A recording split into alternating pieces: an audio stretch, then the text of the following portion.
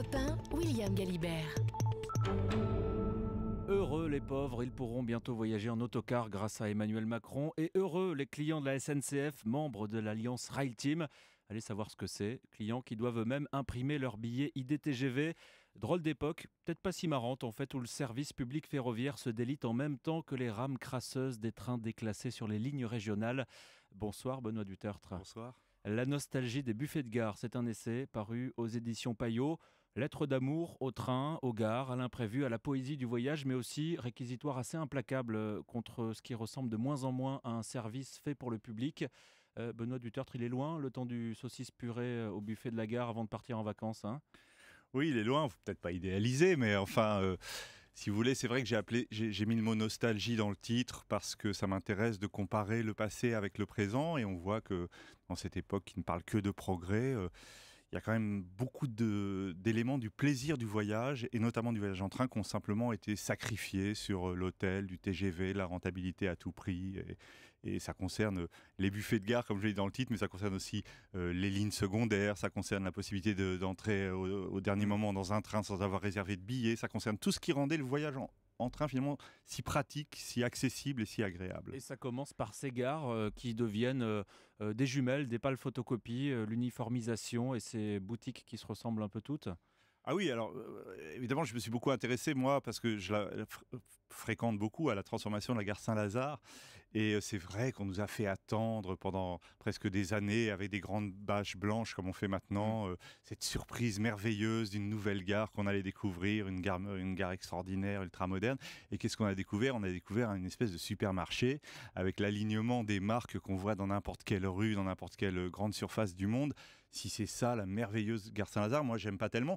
D'autant plus qu'on a supprimé aussi des tas de choses qui étaient très jolies dans la gare Saint-Lazare. Vous savez, ces grands comptoirs où on pouvait s'accouder, prendre un café, un sandwich, un croque-monsieur à côté d'un clochard et d'un homme d'affaires. Ouais, maintenant, les salles des pas perdus sont sponsorisées par des marques de café à emporter. Que des marques de café à emporter, ouais. américaines souvent, effectivement, qui sont les mêmes dans toutes les gares, où il n'y a pas de service en plus, parce qu'on est vraiment dans l'époque du self-service. Donc le service a disparu aussi.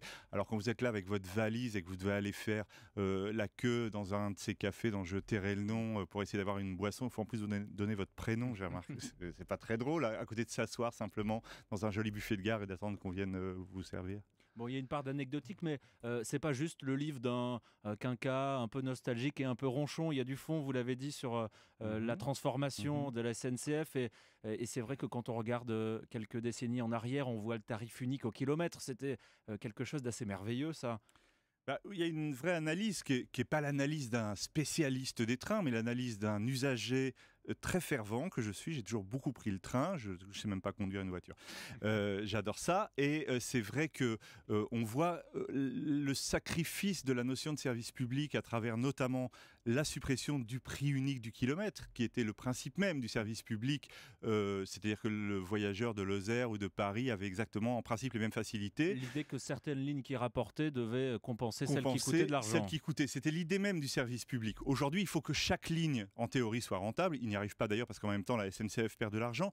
Mais j'ai envie de dire que derrière tout ça, il y a une notion qui, moi, me préoccupe beaucoup plus. C'est que c'est au fond le décalage entre le discours et les actes. C'est-à-dire que d'un côté, on vit dans une époque qui se préoccupe beaucoup de développement durable. Il y a eu le Grenelle de l'environnement où on a proclamé solennellement qu'il fallait favoriser le voyage en train parce que c'était le plus écologique, le meilleur.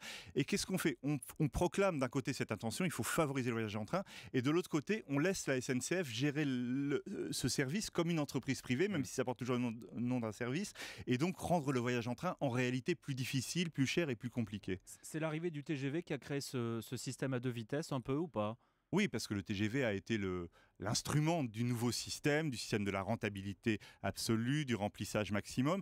Mais en fait, la SNCF a polarisé toute son attention sur le TGV, qui est, j'explique ça un peu dans le livre, qui est au fond une espèce d'équivalent sur Terre, vous savez, du vol aérien. Ouais. C'est le même principe, avec parfois même des gares à l'extérieur des villes, qui ne sont pas forcément reliées au réseau secondaire.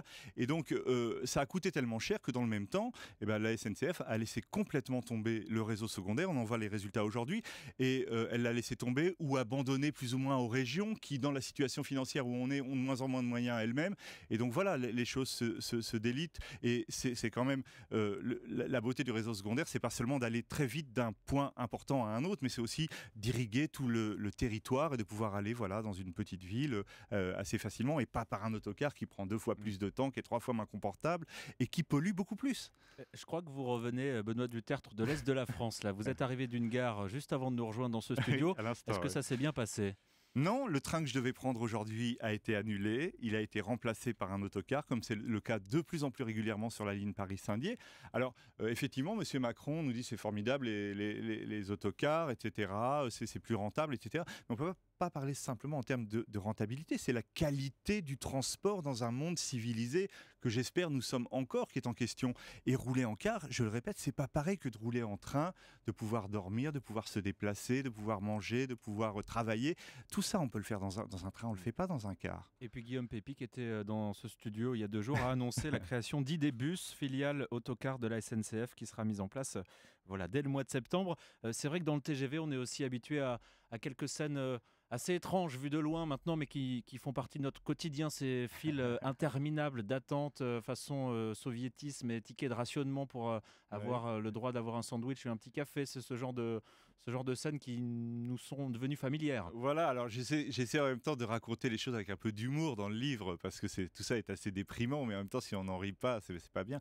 Mais effectivement, ça me fascine de voir d'un côté, effectivement, ces passagers du TGV, notamment en première, tous ces hommes d'affaires modernes, tout se passe bien, tout est confortable, et puis tout d'un coup, ils veulent aller juste manger un sandwich et ils se retrouvent devant une file d'attente en flux tendu, tous debout à la queue les uns derrière les autres, pendant que le malheureux employé doit tout à la fois enregistrer les cartes de crédit, faire réchauffer, servir, etc. Son guichet, ouais. Qu'est-ce que c'est à côté d'un simple wagon-restaurant où on pouvait s'asseoir, regarder le journal, prendre un verre, voir le paysage qui défilait. Mais je suis pas passéiste. Moi, je suis pour le progrès. Mais là, je vois pas où est le progrès. Par moment, j'ai l'impression qu'on est plutôt en régression. Et puis vous dites, il y a 2 types de contrôleurs dans les TGV. Oui, c'est vrai. Oui, il y a le contrôleur, disons, qui a totalement intégrer le système de la marque. Et alors, il est très dur. Si vous avez fait la moindre erreur dans ce nouveau système de tarification qui est parfois très complexe, il vous met à l'amende sans pitié, etc. Et puis, vous avez en fait une majorité de contrôleurs qui sont un peu compatissants, qui sont tristes avec même. Qui on peut continuer à avoir un petit regard complice pour leur dire toi aussi, tu vois ce qui se passe en ce moment. Voilà. Et c'est pour ça qu'on critique beaucoup le personnel de la SNCF. Je veux dire, bon, peut-être il y a certains abus dans certaines circonstances, mais globalement, moi je pense que c'est quand même un personnel qui est vraiment très affecté par la façon dont on démantèle ce qui était un magnifique service public. Vous avez pris le train pour arriver, vous allez continuer à le prendre de toute façon. J'ai pas tellement le choix, vu que je vous ai dit que je savais pas conduire et que j'ai horreur des autocars.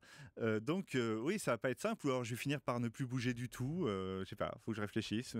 Bon, tant que la ligne Paris-Saint-Dié se fera en train, Benoît Dutertre continuera à le prendre. La nostalgie des buffets de gare, c'est aux éditions Payot. Merci beaucoup d'être passé nous voir. Merci à vous.